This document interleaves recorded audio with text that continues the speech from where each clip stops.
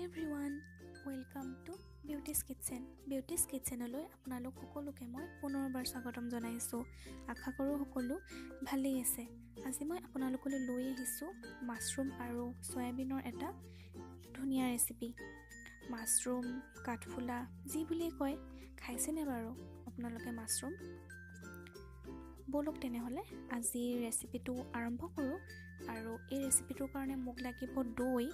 যিহেতু মোৰ ওচৰত দৈ নাছিলে, সেইকাৰণে মই গাখীৰ গৰম কৰি ল'লোঁ আৰু মই ইয়াত দি দিছোঁ এচামুচ এপল চিডাৰ ভিনেগাৰ আৰু এইখিনি মই ৰাখি দিম অলপ দেৰিৰ কাৰণে আৰু মোৰ দৈ তৈয়াৰ হৈ যাব। আনফালে মই এখন পেন পাতি দিছোঁ গেছত আৰু ইয়াত মই 4 চামুচমান মিঠাতেল দিলোঁ।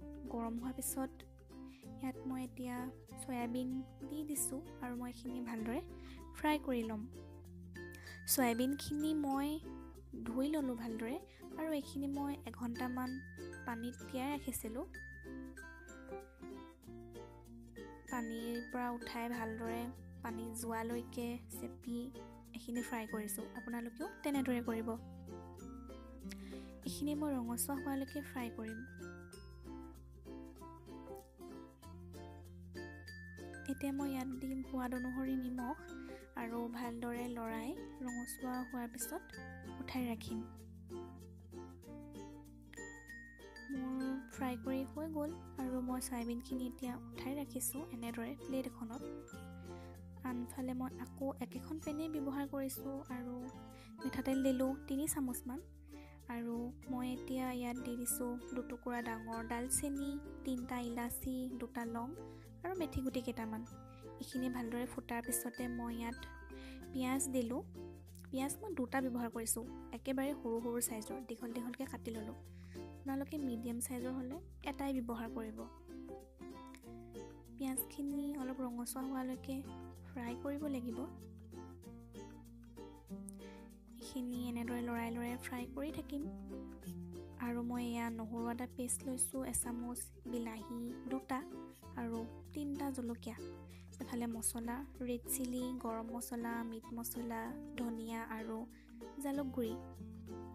আপোনালোকে নিজৰ ইচ্ছা অনুসাৰে মছলা ব্যৱহাৰ কৰিব পাৰিব।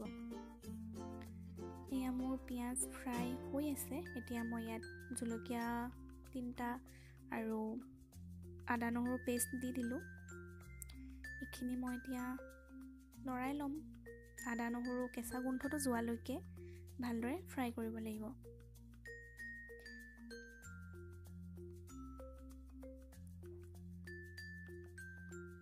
এইখিনি মোৰ ফ্ৰাই হৈ গৈছে। এতিয়া মই ইয়াত মছলাখিনি দি দিম। গোটেইখিনি মছলা এতিয়া মই ফ্ৰাই কৰি ল'ম। তৰকাৰী বনাবৰ কাৰণে মছলাখিনিও ভালদৰে ফ্ৰাই কৰাটো প্ৰয়োজন। মোৰ মছলা ফ্ৰাই কৰা হৈ গৈছে। 2 ছেকেণ্ড 3 ছেকেণ্ডমান লৰালেই হ'ব। এতিয়া মই দৈ তৈয়াৰ কৰিছিলোঁ যে দেখুৱাইছিলোঁ আপোনালোকক, সেইখিনি মই ইয়াত দি দিলোঁ। দৈ মোৰ ওচৰত নাছিলে, মই ঘৰতে এনেকৈ বনাই ল'লোঁ। ফাটি গ'ল দৈখিনি কাৰণ মই গৰম গাখীৰত এপল চিডাৰ ভিনেগাৰ দি দিছোঁ।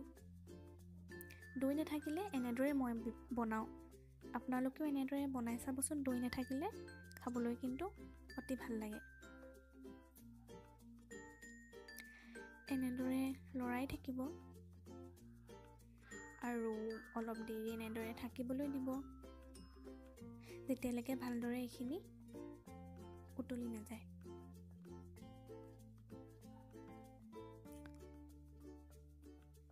আপোনালোকে ডালচেনিৰ বদলি ডালচেনি যিটো গুড়ি পায় ন, সেই গুড়িটো ব্যৱহাৰ কৰিব পাৰিব।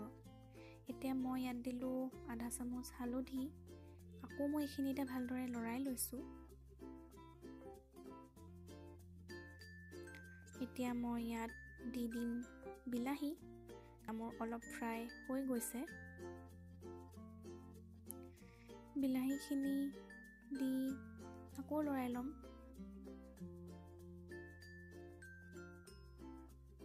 ভালদৰে বিলাহীখিনি ফ্ৰাই হ'ব লাগিব।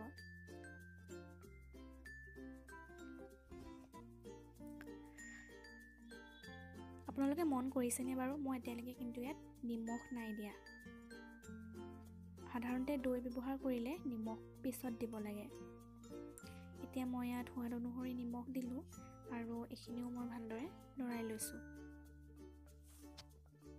এনেদৰে অলপ দেৰি লৰাই লোৱাৰ পিছত মই ইয়াত ঢাকন লগাই দিম যাতে সোনকালে এইখিনি সিজি যায়। 5 মিনিটমান ৰখাৰ পিছত মই ঢাকন উঠাই দিলোঁ আৰু লাহে লাহে বিলাহী সিজি আহিছে।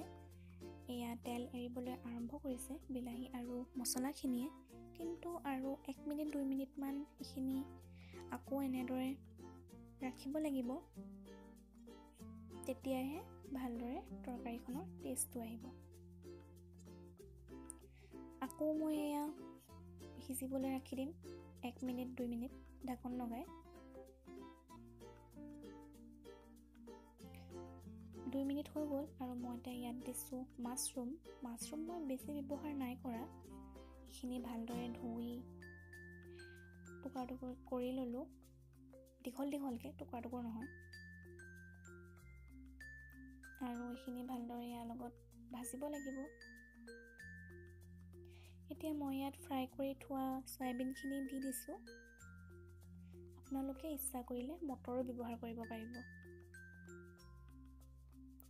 চয়াবিনখিনি দি ভালদৰে চব মিক্স কৰিব লাগিব। আৰু ইয়াত মই গ্ৰেভিৰ কাৰণে গৰম পানী ব্যৱহাৰ কৰিম। মই এইখিনি গ্ৰেভি কৰিছোঁ। ইয়াত মই গৰম পানী দি ল'লোঁ আধা কাপ। আপোনালোকে নিজৰ ইচ্ছা অনুসৰি গৰম পানী দি ল'ব। পৰাপক্ষত গৰম পানী ব্যৱহাৰ কৰিব, তেতিয়া ভাল হয়।